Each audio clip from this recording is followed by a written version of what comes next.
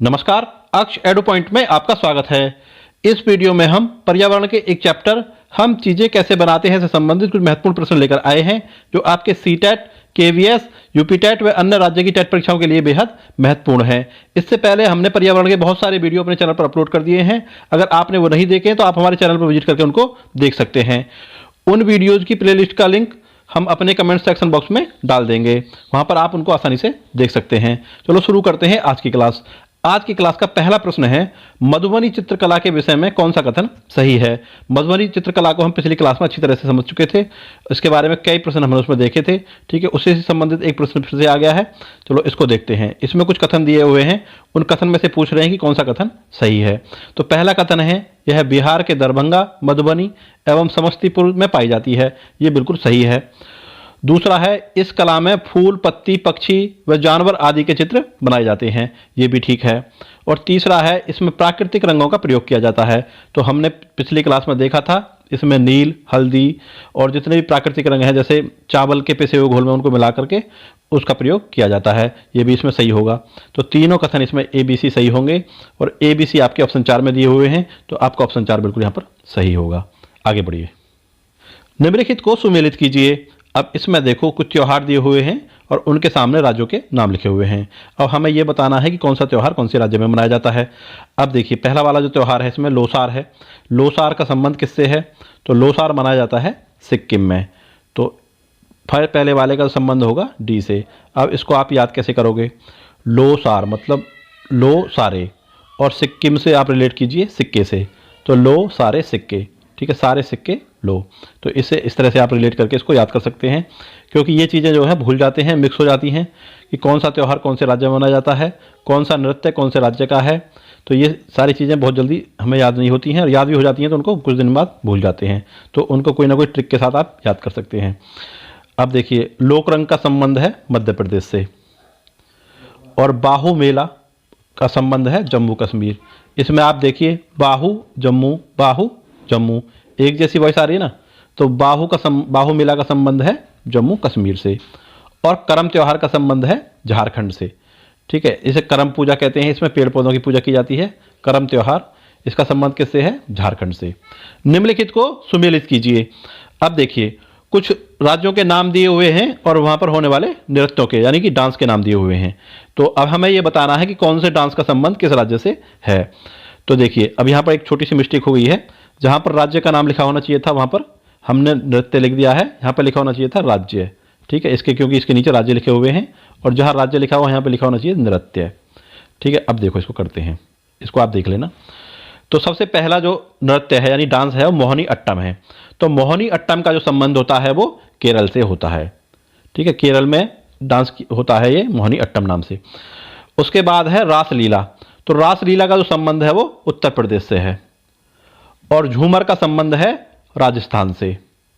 और नीचे कथक है। कथक के विषय में हम पहले ही बात कर चुके हैं। तो कथक का संबंध किससे है? ये उत्तर प्रदेश से, इसका भी। तो इस तरह से आप देख लीजिए इनको। जो नृत्य हैं वो पूछे जाते हैं सीटेट में, आपके यूपीटेट में और केवीएस में भी पूछे जाएंगे। बहुत ही इंपॉर्टेंट है। इनसे संबंधित एक वीडियो में अलग से बनाऊंगा, वो ट्रिक के साथ कराऊंगा, क्योंकि ये बिना ट्रिक के याद नहीं होते हैं, और याद हो जाते हैं तो इनको बहुत जल्दी भूल जाते हैं। चलो आगे बढ़ते हैं। निम्नलिखित कथनों पर विचार कीजिए। अब नीचे कुछ कथन दिए हुए हैं, उन पर हमें विचार करना है, सही कथन बताना है कौन सा है। तो पहला कथन है, बंगाली मुख्यतः पश्चिम बंगाल और झारखंड में बोली जाती है। तो देखो, तो बंगाली जो भाषा है वो पश्चिम बंगाल में बोली जाती है और झारखंड के कुछ हिस्सों में भी बोली जाती है। तो पहला वाला कथन इसमें बिल्कुल सही होगा। इसके अलावा कई राज्यों में बोली जाती है, असम वगैरह में। ठीक है, और बांग्लादेश में बोली जाती है, लेकिन यहाँ पर दिया हुआ है झारखंड और पश्चिम बंगाल। ठीक है, तो ये वाला कथन सही होगा। मलयालम केरल में बोली जाती है, ये भी सही है। उर्दू लगभग पूरे भारत में बोली जाती है, ये भी ठीक है। अब उर्दू के जो शब्द हैं वो हिंदी में बहुत ज़्यादा प्रयोग किए जाते हैं, तो पूरे भारत में लगभग उर्दू बोली जाती है। तो यहाँ पर तीनों ही कथन ABC सही होंगे, तो आपका ऑप्शन 4 यहाँ पर बिल्कुल सही होगा। नेक्स्ट, निम्नलिखित कथनों पर विचार कीजिए। अब फिर से 3 कथन दिए हुए हैं, उन पर हमें विचार करना है, सही कथन बताना है कौन सा है। तो पहला कथन है, पौधे जब बड़े पैमाने पर उगाए जाते हैं तो फसल होती है। जब बहुत सारे पौधे एक साथ उगाए जाते हैं तो उनको फसल कहते हैं। ये बिल्कुल सही है। चाहे आम की फसल हो, चाहे गेहूं की फसल हो, चाहे बाजरे की फसल हो, चाहे मक्का की फसल हो, या कोई भी फल किसी की भी फसल हो सकती है। जब बहुत सारे पौधे एक साथ उगाए जाते हैं तो उसको फसल कहते हैं। ये बिल्कुल सही है। और कृषि में मछली पालन एवं मधुमक्खी पालन जैसे कार्य भी सम्मिलित हैं। ये बिल्कुल सही है। कृषि में जो है मधुमक्खी पालन, मछली पालन, पशुपालन, मुर्गी पालन, ये सभी कृषि के अंतर्गत आते हैं। ये कथन भी बिल्कुल सही होगा। मृदा के पोषक तत्वों को बनाए रखने के लिए फसल चक्रण एक अच्छा कदम है। देखिए, अगर आप चाहते हैं कि मृदा के पोषक तत्व बने रहें, ठीक है, मृदा बंजर ना हो, तो फसल चक्रण बहुत जरूरी है। फसल चक्रण का अर्थ होता है फसल को बदल बदल कर बोना, एक ही जैसी फसल लगातार नहीं बोना, ठीक है, इसको कहते हैं फसल चक्रण। तो ये भी जरूरी है। अगर हमें पोषक तत्व बनाए रखने हैं, मृदा को बंजर, भूमि को बंजर नहीं बनाना है, तो फसल को बदल बदल कर बोना पड़ेगा। ये भी सही होगा। तो यहाँ पर आपके ABC तीनों कथन सही हैं और इस हिसाब से आपका ऑप्शन 4 सही होगा। आगे बढ़िए। निम्नलिखित में से कौन सही नहीं है? तो अब की बार हमें बताना है कि जो कथन दिए हुए हैं उनमें से कौन सा सही नहीं है। तो देखिए, पढ़ते हैं बारी बारी से। तो पहला वाला जो इसमें ऑप्शन है, दाल के पौधे मिट्टी में नाइट्रोजन के स्थिरीकरण का कार्य भी करते हैं, तो ये बिल्कुल सही होगा। अब समझ लेते हैं कि नाइट्रोजन का स्थिरीकरण क्या होता है। अब देखिए, जितने भी पेड़ पौधे होते हैं उनको नाइट्रोजन की आवश्यकता होती है, जिसकी पूर्ति वो उसी मिट्टी से करते हैं जिसमें वो उगे होते हैं। अगर उनको पर्याप्त मात्रा में नाइट्रोजन नहीं मिलती है तो उनको अलग से जैसे यूरिया लगा के देना पड़ता है और उर्वरक लगा के नाइट्रोजन देनी पड़ती है। अगर वो नहीं देंगे तो वो पौधे कमजोर हो जाएंगे। लेकिन जो दाल के पौधे हैं उनकी एक विशेषता ये होती है कि उनकी जड़ में एक बैक्टीरिया पाया जाता है जिसे राइजोबियम बैक्टीरिया कहते हैं, जो उनकी जड़ों की गांठ में पाया जाता है। और उसकी विशेषता ये थी कि वो नाइट्रोजन जो कि वायुमंडल में उपस्थित है, आपको पता ही होगा कि हमारे वायुमंडल में लगभग 78% नाइट्रोजन उपस्थित है, उस नाइट्रोजन को लेकर के पौधे को दे देते हैं। इस घटना को कहते हैं नाइट्रोजन का स्थिरीकरण या नाइट्रोजन का यौगिकीकरण, नाइट्रोजन का फिक्सेशन, ठीक है। तो अब ये विशेषता किस पौधे में होती है? ये दाल के पौधों में होती है। पहला वाला कथन सही होगा। दूसरा है, खरीफ की फसल शीत ऋतु में बोई जाती है, ये इसमें गलत होगा। जो खरीफ की फसल होती है वो मानसूनी फसल होती है और जून और जुलाई में बोई जाती है और सितंबर और अक्टूबर में काटी जाती है। तो इसके अंतर्गत आती हैं मक्का की, धान की, बाजरे की, ज्वार की, ये सारी फसल आती हैं खरीफ की फसल में, ठीक है। तो दूसरा वाला ऑप्शन इसमें गलत होगा। तीसरा है, रबी की फसल मार्च एवं अप्रैल में काटी जाती है, ये बिल्कुल सही है। रबी की फसल जैसे गेहूं की फसल होती है उसको अक्टूबर नवंबर में बोया जाता है और मार्च अप्रैल में काटा जाता है। और चौथा है इसमें, उर्वरक के अधिक प्रयोग से मिट्टी की उर्वरता शक्ति कम हो जाती है, ये भी बिल्कुल सही होगा इसमें। तो यहाँ पर जो आपका दूसरा वाला कथन है, जो दूसरा वाला ऑप्शन है वो गलत होगा और वो उन्होंने पूछा है सही नहीं है, तो इस हिसाब से ऑप्शन 2 आपका सही होगा। ऑप्शन 2 पे आपको टिक करना है। आगे बढ़िए। निम्नलिखित को सुमेलित कीजिए। अब देखिए, झूम खेती के बारे में हमने आपको पहले पढ़ा दिया है, इसको कई बार इसमें चर्चा हुई है, कई प्रश्न इससे संबंधित हमने पहले देख चुके हैं। तो झूम खेती के अलग अलग राज्यों में अलग अलग नाम हैं, ठीक है। उसी से संबंधित ये प्रश्न है कि किस राज्य में झूम खेती को क्या कहा जाता है। अब देखिए, इसमें पहला राज्य है छत्तीसगढ़। तो छत्तीसगढ़ में जो झूम खेती को कहा जाता है दीपा, यानी कि पहले वाले का संबंध होगा सी से, छत्तीसगढ़ का संबंध है दीपा से। मिजोरम में झूम खेती को झूम ही कहा जाता है। जो पूर्वोत्तर के राज्य हैं उनमें झूम खेती को झूम कहा जाता है। पूर्वोत्तर के राज्य में बता देता हूँ आपको, मिजोरम है, मेघालय और नागालैंड में इसको कहा जाता है झूम, और छत्तीसगढ़ में कहा जाता है दीपा, ही हमने अभी आपको बताया है। आंध्र प्रदेश में इसको पोड़ू या पेड़ा कहा जाता है। आंध्र प्रदेश में पोड़ू या पेड़ा कहा जाता है किसको? झूम खेती को। झूम खेती के बारे में हमने आपको बता दिया था कि पहाड़ों पर, जो पहाड़ी क्षेत्र हैं वहाँ पर जो खरपतवार या कोई भी बांस वगैरह या उगाते हैं उनको काटकर वहीं पर जला दिया जाता है और बाद में उसकी हल्की हल्की खुदाई करके वहाँ पर बीज रख देते हैं, जिससे खेती करते हैं। चलो नेक्स्ट, निम्नलिखित को सुमेलित कीजिए। अब देखिए, इसमें कुछ पारंपरिक कला दी हुई है और राज्यों के नाम दिए हुए हैं। इसमें फिर से वही मिस्टेक हो गई है, जो राज्य हैं उनको लिखा होना चाहिए था इस साइड में और पारंपरिक कला लिखा होना चाहिए था इस साइड में। चलो इसमें मैं एरो लगा देता हूँ, उससे आप देख लेना, इसको एडजस्ट कर लेना, ठीक है। अब देखिए, पहली जो कला दी हुई है वो है पटोला बुनाई। तो पटोला बुनाई का संबंध है गुजरात से। और उसके बाद दी हुई है चिकन कढ़ाई। तो चिकन कढ़ाई का संबंध है उत्तर प्रदेश के लखनऊ शहर से। उसके बाद दिया हुआ है पोचमपल्ली। तो पोचमपल्ली के बारे में हम पिछली क्लास में भी देख चुके हैं। पोचमपल्ली का जो संबंध है वो तेलंगाना से है। और उसके बाद है लकड़ी की नक्काशी। लकड़ी की नक्काशी का संबंध है उत्तर प्रदेश के सहारनपुर से। चलो नेक्स्ट, बेल पद्धति या लिपि के विषय में निम्नलिखित कथनों पर विचार कीजिए। अब देखिए, बेल लिपि के बारे में हम पिछली क्लास में भी देख चुके थे, उसी से संबंधित एक प्रश्न फिर से आया है। देखिए, इस पद्धति का विकास नेत्रहीन फ्रांसीसी लेखक लुईस ब्रेल ने किया था। ये पहला वाला इसमें बिल्कुल सही होगा, लुई ब्रेल ने इसका आविष्कार किया था। और दूसरा है नेत्रहीनों की सुविधा के लिए 8 डॉट्स वाली ब्रेल लिपि का विकास किया गया है।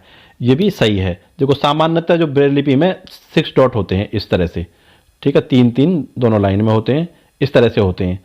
लेकिन अब इसका जो विकास किया गया है वो 8 बिंदु वाली ब्रेल लिपि का भी विकास किया गया है नेत्रहीनों की सुविधा के लिए, ठीक है। अगर पूछें कि सामान्यतः कितने डॉट होते हैं तो आपने 6 पर टिक करना, ठीक है।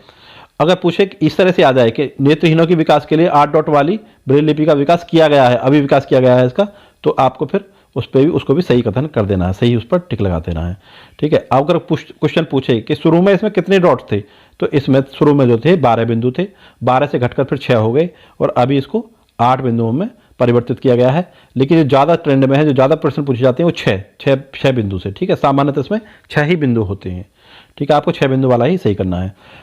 और अगर पूछे ये सत्य है या असत्य है कि यह लिपि कंप्यूटर से लिखी जा सकती है, तो हाँ, ये कंप्यूटर से लिखी जा सकती है, आपने उसको सत्य करना है, ठीक है। तो यहाँ पर इस हिसाब से ऑप्शन ए और बी दोनों सही हैं, तो ऑप्शन 3 आपका सही होगा। नेक्स्ट, लिखित में से कौन सा कथन सही है? अब देखो 3 कथन दिए हुए हैं। पहला कथन है संथाल, उरांव व मुंडा जनजाति झारखंड के निवासी हैं, ठीक है, झारखंड में निवास करती हैं। ये कथन सही है। कौन कौन सी? संथाल, उरांव और मुंडा जनजाति झारखंड में रहती हैं, ये पहला वाला सही होगा। भारत में जनजातियों में सबसे बड़ी गौंड जनजाति है, ये गलत है। सबसे बड़ी जो जनजाति है 2011 की जनगणना के अनुसार वो है भील जनजाति, ठीक है। वो है लगभग जितना भी जनजातीय आबादी है उसका 38% भील जनजाति का है। और ये दूसरे नंबर पे आती है अपनी गौंड जनजाति का कितने परसेंट है? ये होता है 35%। पूरी जनजातीय आबादी का लगभग 35% कौन सी है? गौंड जनजाति। और भील जनजाति लगभग 38% 2011 की जनगणना के अनुसार। और तीसरा इसमें कथन है नागा जनजाति नागालैंड, मणिपुर व अरुणाचल प्रदेश में पाई जाती है, ये वाला सही है। तो यहाँ पर आपके कथन ए और सी सही होंगे, जो कि ऑप्शन 3 में दिए हुए हैं, तो ऑप्शन 3 आपका बिल्कुल सही होगा। नेक्स्ट, निम्नलिखित में से किसका संबंध पदार्थ से है? देखिए, अब पदार्थ के बारे में कुछ चीज़ें दी हुई हैं, उनको हम पढ़ लेते हैं। पदार्थ में द्रव्यमान होता है, ये सही है। अब द्रव्यमान क्या होता है? सामान्य भाषा, अगर आसान भाषा में समझाया जाए इसको, पदार्थ द्रव्यमान क्या होता है, तो पदार्थ की जो मात्रा होती है उसको द्रव्यमान कहते हैं, बस आप इतना समझ लीजिए। दूसरा है पदार्थ का आकार होता है और जो स्थान घेरता है, ये भी सही है। और तीसरा है पदार्थ की आकृति व बनावट में अंतर होता है, ये भी सही है। यहाँ पर तीनों कथन सही हैं और चौथे कथन में दिया हुआ है उपरोक्त सभी सही हैं, ठीक है। तो ये वाला सही होगा, इसमें ऑप्शन 4। नेक्स्ट, दो विभिन्न पदार्थों के कणों का स्वतः मिलना कहलाता है। जब दो विभिन्न पदार्थ आपस में अपने आप मिल जाते हैं तो उनको विसरण कहते हैं। पहला वाला ऑप्शन इसमें बिल्कुल सही है। स्वतः मिलना मतलब अपने आप मिल जाना दो विभिन्न पदार्थों का, उसे कहते हैं विसरण। चलो आगे बढ़ते हैं। निम्नलिखित में से कौन पदार्थ के गुण बताते हैं? अब देखिए 3 कथन इसमें दिए हुए हैं। पहला जो एक कथन है पदार्थ कणों से मिलकर बना होता है, ये बिल्कुल सही है, ठीक है। जो कोई भी पदार्थ है वो छोटे छोटे कणों से मिलकर बना होता है। पदार्थ के कणों के बीच रिक्त स्थान होता है, ये भी सही है। पदार्थ के कण निरंतर गतिशील होते हैं, ये भी ठीक है। तो यहाँ पर आपके ए बी सी तीनों सही हैं, तो ऑप्शन 4 आपका बिल्कुल सही होगा। नेक्स्ट, निम्नलिखित कथनों पर विचार कीजिए। अब पहला वाला कथन दिया हुआ है पदार्थ के कण एक दूसरे को आकर्षित करते हैं, ये कथन इसमें सही होगा। यदि पदार्थ के कण एक दूसरे को आकर्षित नहीं करते तो पदार्थ इकट्ठा नहीं रहता, पदार्थ बिखर जाता। दूसरा वाला कथन है इसमें पदार्थ को भौतिक व रासायनिक पद्धति के आधार पर वर्गीकृत किया जाता है, ये भी सही है। पदार्थ के 2 तरह के गुण होते हैं, एक भौतिक गुण और रासायनिक गुण, उन्हीं के आधार पर इनको वर्गीकृत किया जाता है। तो यहाँ पर दोनों ही कथन सही होंगे, ए और बी, और आपके इस हिसाब से तीसरा ऑप्शन सही होगा। नेक्स्ट, निम्नलिखित कथनों पर विचार कीजिए। अब पहला वाला कथन है पदार्थ की अवस्थाएं उनके कणों की विभिन्न विशेषताओं के कारण होती हैं, ये बिल्कुल सही है। अब पदार्थ की जो अवस्था है वो ठोस अवस्था में है, द्रव अवस्था में है, गैस अवस्था में है, तो वो किस पर निर्भर करती है? उस पदार्थ के कणों की विशेषताओं पर निर्भर करता है ये चीज़, कि वो ठोस अवस्था में रहेगा या द्रव अवस्था में रहेगा या गैस अवस्था में रहेगा। अब दूसरा देखिए, जल पदार्थ की तीनों अवस्थाओं में रहता है, ये बिल्कुल सही है। आपको पता ही होगा जल जो द्रव अवस्था में रहता है, और अगर वो जम जाए, उसको ठंडा कर दें, ज़्यादा ठंडा कर दें तो वो बर्फ़ में बदल जाता है जो ठोस अवस्था में होता है। अगर उसको हीट कर दें, गर्म कर दें, तो वो गैस अवस्था में परिवर्तित हो जाता है। तो तीनों अवस्थाओं में पाया जाता है, ये सही है। पदार्थ की अवस्थाएं दाब और तापमान के द्वारा तय होती हैं, ये भी सही होगा। अब देखिए, रसोई गैस जो होती है उसको अगर अधिक दाब पर रखा जाए सिलेंडर में ठोस करके, तो वो द्रव अवस्था में पाई जाती है। अगर उसी को खुला छोड़ दिया जाए यानी कि कम दाब पर, तो वो गैस अवस्था में पाई जाती है। तो दाब से भी उसकी अवस्थाएं प्रभावित होती हैं। और साथ ही तापमान का तो आपको पता ही है, अगर जैसे पानी को अगर कम तापमान पर रखा जाए बिल्कुल माइनस पे, तो वो आपको ठोस अवस्था में मिलेगा, और सामान्य तापमान पर रखा जाए तो आपको द्रव अवस्था में मिलेगा। अगर उसको हीट कर दिया जाए, गर्म कर दिया जाए, तो वो आपको वाष्प अवस्था यानी गैस अवस्था में मिलेगा। तो इस हिसाब से आपको यहाँ पर तीनों ही कथन सही हैं, ABC। तो ऑप्शन 4 आपका सही होगा। आगे बढ़िए। निम्नलिखित में से कौन सी विशेषता द्रव की है? अब द्रव की विशेषता के बारे में हम एक बार देख लेते हैं। इनमें 3 कथन दिए हुए हैं, उनको हम पे विचार करना है। इसका आकार व आयतन दोनों निश्चित होते हैं, ये इसमें गलत है। अब देखिए, आपको जिस द्रव को जिस बर्तन में आप डाल लोगे वैसा ही आकार वो ले लेगा, ठीक है। तो इसमें ये वाला गलत होगा, पहला वाला। द्रवों में बहाव होता है, ये सही है, इसके बारे में आप जानते ही होंगे। ये दृढ़ नहीं तरल होते हैं, ये भी सही है। तरल होते हैं, दृढ़ नहीं होते, ठोस नहीं होते, एक तरह से कठोर नहीं होते हैं। तो यहाँ पर आपके बी और सी सही होंगे। बी और सी आपके ऑप्शन 3 में दिए हुए हैं, तो ऑप्शन 3 आपका सही होगा। नेक्स्ट, तत्व शब्द का प्रयोग किनके द्वारा सर्वप्रथम किया गया था? देखिए, तत्व यानी कि एलिमेंट, एलिमेंट का सर्वप्रथम किसने प्रयोग किया था? वो रॉबर्ट बॉयल ने किया था। ऑप्शन 4 इसमें बिल्कुल आपका सही होगा।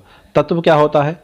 तत्व होता है जिस पदार्थ में एक ही जैसे परमाणु यानी एक ही जैसे एटम पाए जाते हैं, यानी एक ही जैसे एटम या परमाणु से बनकर जो पदार्थ होता है उसको तत्व कहते हैं, यानी शुद्ध होता है जो बिल्कुल, जैसे लोहा है, चांदी है, सोना है। नेक्स्ट, कौन सा कथन सत्य है? अब देखिए, 3 कथन दिए हुए हैं, उन पे हमें विचार करना है।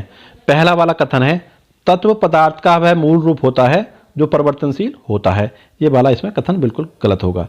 देखिए, तत्व के बारे में हमने अभी आपको बताया था, एक ही तरह के एटम या परमाणु से बना जो पदार्थ होता है उसको तत्व कहते हैं। अब तत्व है, उसको चाहे आप किसी भी अवस्था में रख लीजिए, चाहे उसको लिक्विड में, चाहे गैस में, चाहे ठोस में, ठीक है, वो वही रहेगा, परिवर्तनशील नहीं होगा। जैसे लोहा है, चाहे आप उसको लिक्विड फेज में रख लीजिए, चाहे सॉलिड फेज में, ठीक है, वो लोहा लोहा ही रहेगा, वो परिवर्तित नहीं होगा। तो इसमें पहला वाला जो कथन है वो गलत होगा। बी कथन है इसमें, तत्व को रासायनिक प्रतिक्रिया द्वारा अन्य सरल पदार्थों में विभाजित नहीं किया जा सकता। ये सही है, जब तक कोई रिएक्शन ना हो। प्रतिक्रिया पूछा उन्होंने, प्रक्रिया नहीं पूछा, अभिक्रिया नहीं कहा, प्रतिक्रिया कहा उन्होंने, रासायनिक प्रक्रिया, ठीक है, प्रतिक्रिया कहा उन्होंने। तो उसके द्वारा अन्य सरल पदार्थों में नहीं विभाजित किया जा सकता। जो तत्व है, चाहे उसको आप गर्म कर दीजिए, ठंडा कर लीजिए, वो अगर किसी अन्य पदार्थ से अगर रिएक्शन नहीं करता है तो वो अन्य पदार्थ में परिवर्तित नहीं होगा। ये बिल्कुल सही है इसमें। और तीसरा है, पारा धातु होते हुए भी कमरे के तापमान पर द्रवावस्था में रहता है। ये सही है। तो यहाँ पर आपके बी और सी सही हैं, तो उस हिसाब से आपका ऑप्शन 2 सही होगा। नेक्स्ट, जल ऑक्सीजन एवं हाइड्रोजन से मिलकर बनता है। जहाँ ऑक्सीजन जलने में सहायक होती है, वहीं हाइड्रोजन स्वयं जलता है, लेकिन इन दोनों से बना जल आग को बुझाने में कार्य करता है, ठीक है। तो अब वो पूछ रहे हैं कि जल आखिर है क्या? तत्व है, यौगिक है, मिश्रण है, या मिश्र धातु है? तत्व के बारे में हमने आपको बताया था कि ऐसा कोई पदार्थ जिसमें एक ही तरह के एटम या परमाणु पाए जाते हैं उसे तत्व कहते हैं। तो अब देखिए, ये बना हुआ है हाइड्रोजन और ऑक्सीजन से। इसका जो फॉर्मूला होता है वो H2O होता है, यानी कि हाइड्रोजन के इसमें 2 परमाणु होते हैं और ऑक्सीजन का 1 परमाणु होता है। तो ये तत्व तो है नहीं, क्योंकि इसमें एक से अधिक प्रकार के परमाणु हैं, ठीक है, हाइड्रोजन के और ऑक्सीजन के। तो पहला वाला तो इसमें गलत होगा। जो इसका सही उत्तर होगा वो यौगिक है, ठीक है। ऐसे पदार्थ जो 2 या 2 से अधिक प्रकार के परमाणु से मिलकर बने होते हैं उसे यौगिक कहते हैं। तो जो जल है वो यौगिक होगा, इसमें दूसरा वाला ऑप्शन सही होगा। नेक्स्ट, निम्नलिखित में से कौन सा कथन सत्य है? अब देखिए, 4 कथन दिए हुए हैं, उन पर हम विचार करते हैं। तो पहला कथन है, जल एक विलायक है। ये बिल्कुल सही है। विलायक होता है जो किसी भी चीज़ को घोल दे, या जिसमें किसी चीज़ को घोला जा सकता है। तो जल में आप बहुत सारी चीज़ों को घोल सकते हैं, तो जल एक विलायक का कार्य करता है। जैसे जल में आप चीनी को, नमक को, ठीक है, घोल सकते हो, तो उस समय वहाँ पर आप जल एक विलायक है। और घुलने वाली जो चीज़ है, जैसे नमक और चीनी, वो विलेय है, ठीक है, और इनसे मिलकर जो बना है उसको कहते हैं विलयन, ठीक है। तो यहाँ पर जल एक विलायक है, ये बिल्कुल सही बात है। दूसरा कथन है, जल एक यौगिक है। तो अभी हमने देखा था, तो जल एक यौगिक है, ठीक है, यौगिक के बारे में अभी हमने आपको बताया ही था, तो ये भी इसमें सही होगा। और बाकी, और निलंबन कहते हैं सस्पेंशन को। जैसे बच्चे का सिरप आता है ना, और डॉक्टर बोलता है उसको अच्छी तरह से हिलाकर सेक करके तब बच्चे को पिलाना है, तो वो होता है सस्पेंशन। तो जल जो है निलंबन भी नहीं है, यानी सस्पेंशन भी नहीं है। और जल एक मिश्रण है, तो जल मिश्रण नहीं होता। मिश्रण होता है जैसे नमक और चीनी का मिश्रण होता है, या किन्हीं 2 पदार्थों का जो मिश्रण होता है, जैसे दूध और पानी का मिश्रण हो गया, तो मिश्रण भी नहीं होगा। मिश्रण का मतलब होता है मिक्सचर से। तो ये दोनों गलत होंगे। देखिए, अब इस हिसाब से आपके कथन ए और बी सही हैं, तो पहला वाला ऑप्शन इसमें सही होगा। तो ये थी आज की क्लास आपको कैसी लगी इसके बारे में आप हमें कमेंट बॉक्स में ज़रूर बताएं। अगर वीडियो आपको अच्छी लगी हो तो वीडियो को लाइक कर दें और चैनल को सब्सक्राइब कर लें। मिलते हैं अगली क्लास में, तब तक के लिए नमस्कार।